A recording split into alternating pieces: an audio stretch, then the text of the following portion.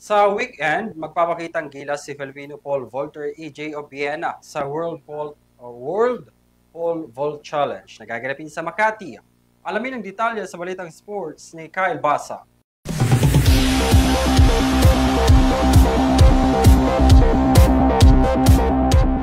Dumako naman tayo sa Balitang Sports. Sasabak muli ang ating pambansang pole vaulter representative na si EJ Obiena para sa gaganaping Atleta Ayala World Pole Vault Challenge. Matutunghayan natin muli ang husay ni EJ Obiena sa Atletang Ayala World Pole Vault Challenge kung saan mga pole vaulter ng iba't ibang bansa ay makikilahok din.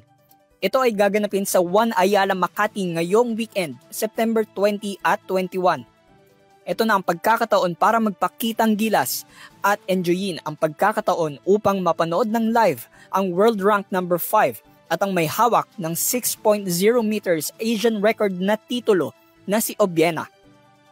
Ang event na gaganapin kasama si Obiena ay ang kanyang final swing sa season na ito sapagkat dumayo na siya sa China at Japan ngayong buwan.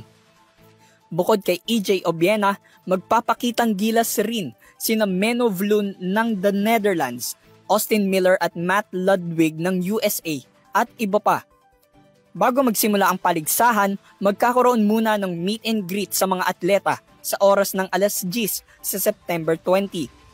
Ang local competition ay gaganapin sa September 20 mula alas 2 hanggang alas 5 ng hapon. Ang international competition naman ay sa September 21. Abangan ang mga susunod na Balitang Sports dito lamang yan sa Euro TV News. Ako muli si Kyle Basa. Balik sa inyo, Henry, Mia at Vanessa.